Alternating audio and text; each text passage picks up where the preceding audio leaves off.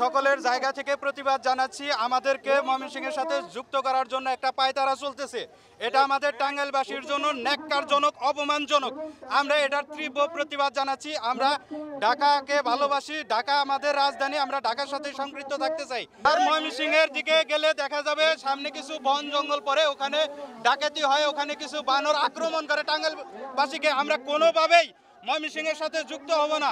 আমরা টাঙ্গাইলবাসী, ঢাকাকে ভালোবাসি, ঢাকার সাথেই সম্পৃক্ত হব। পেশ করেছে, এটা আমরা ন্যাক্কারজনক বলে দাবি করছি। এটা আমরা কখনোই মানব না। টাঙ্গাইল জেলা ঢাকা বিভাগের প্রাণকেন্দ্র, ঢাকা বিভাগের সবচেয়ে বড় জেলা হচ্ছে টাঙ্গাইল। এই টাঙ্গাইল ঢাকার মধ্যে থাকবে। এটা যদি ময়মনসিংহে নেওয়ার চেষ্টা করা হয়, ছাত্র জনতা মানবে না।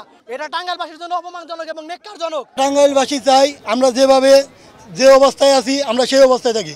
কারণ আমরা আমাদের জন্মের পর থেকে আমরা জানি ঢাকা আমাদের বিভাগ। টাঙ্গাইল একটি বৃহত্তর, ঢাকা বিভাগের সর্বোচ্চ বৃহত্তর একটি জেলা, যেটি ঐতিহ্য এবং শিক্ষার ক্ষেত্রে গুরুত্বপূর্ণ ভূমিকা রাখে। আমরা যে কোনো কার্যক্রম আমরা সহজে এবং সুন্দরভাবে আমরা ঢাকাতে করতে পারি। আমাদের কি দরকার যে আমরা মধুপুর ওই বনে গিয়ে বা মধুপুর বন পার হয়ে আমরা আমাদের ওই জঙ্গলে পাহাড়ি অঞ্চল আমরা কিসের জন্য ময়মনসিংহে যাব?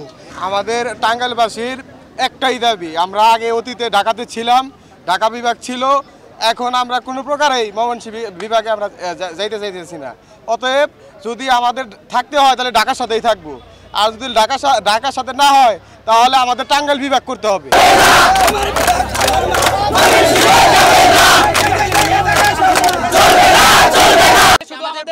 রাস্তা ব্লকের কর্মসূচি আছে এবং কি আমরা শান্তিপূর্ণ কর্মসূচি যাতে কারো সমস্যা না হয় সেই বিষয়কে আমরা মাথায় রেখে আমরা সেই ব্লকের আয়োজনটা করেছি।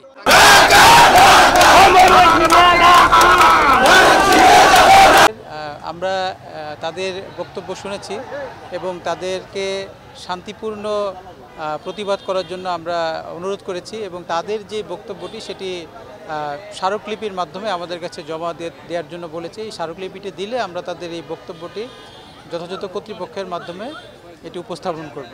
প্রতিবাদটি যেন শান্তিপূর্ণ হয় এবং এটি যেন কোনো প্রকার যাত্রী বা কোনো প্রকার যানবাহনের বা কোনো মানুষের জন্য এটি ভোগান্তির কারণ না হয় সেটি তাদেরকে আমরা বুঝিয়ে বলেছি এবং তাদের বক্তব্যটাকে আমরা একটি স্মারকলিপির মাধ্যমে আমাদের কাছে পেশ করার জন্য